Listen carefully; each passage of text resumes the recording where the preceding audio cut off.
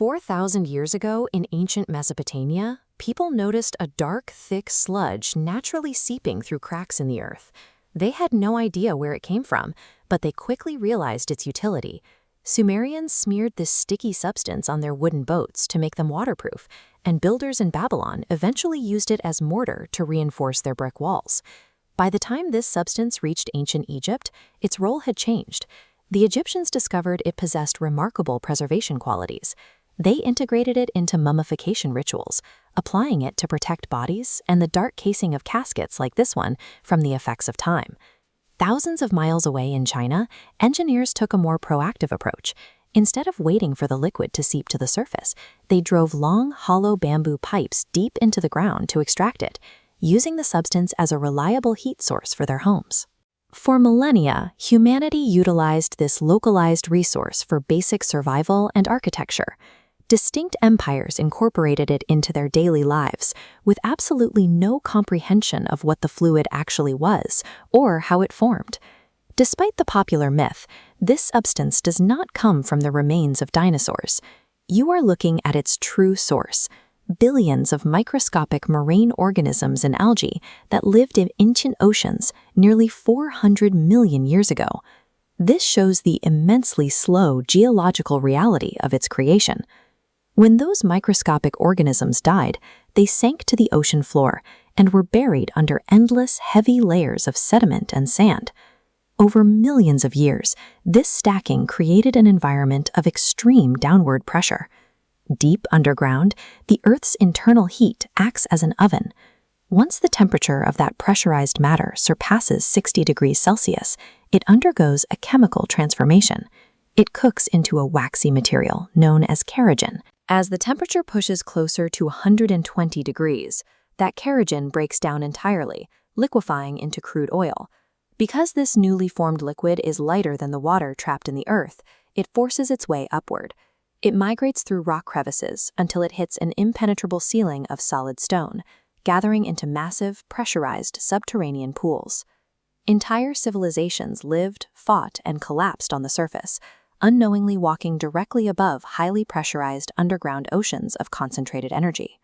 By the mid-19th century, industrializing cities were outpacing their energy supplies.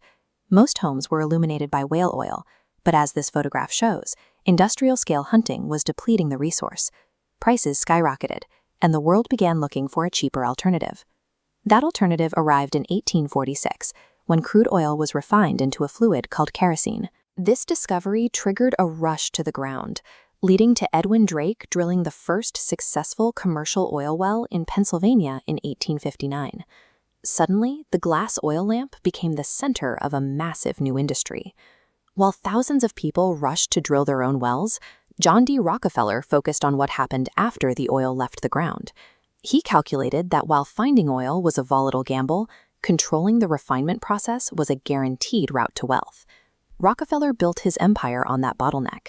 He negotiated secret discounts with railway companies to transport his oil at a fraction of the cost his competitors paid. Unable to match his prices, rivals were absorbed into his company, Standard Oil. Within a decade, he controlled 90% of all oil refined in the United States. Rockefeller proved that the real power belongs to whoever owns the infrastructure for processing and transport, not the person who pulls the raw material from the ground. At the end of the 19th century, the oil industry faced an existential threat. As cities wired themselves for electric light, the demand for kerosene began to disappear. Oil needed a new purpose to survive, and it found one in the development of the internal combustion engine. In 1908, Henry Ford launched the Model T. He took the automobile, previously an expensive experiment for the wealthy, and turned it into an accessible product for the average consumer. Ford's assembly lines hyper-accelerated production, flooding the roads with millions of machines. Every one of them required petroleum products to move. Oil transitioned from a stationary light source to the physical propellant of human movement, locking in a global demand that was now inescapable. This data visualization tracks the movement of energy dominance during the 20th century. While the United States began as the primary producer, massive strikes in Iran and Saudi Arabia revealed that the world's largest reserves were actually buried beneath the Middle East. The nations sitting on these reserves recognized their leverage. In 1960, countries like Saudi Arabia, Iran, and Iraq formed OPEC to unify their policies and take control of their production away from foreign corporations. The West ignored this shift until 1973. In response to a regional war, Arab oil-producing nations slashed production and embargoed shipments to the West. This line of stalled cars at a British gas station illustrates the immediate paralysis that followed. The lack of a single fuel source triggered a catastrophic economic chain reaction. Factories shut down, the cost of transporting goods spiked, and inflation ravaged the working class. The crisis stripped away the illusion of Western independence.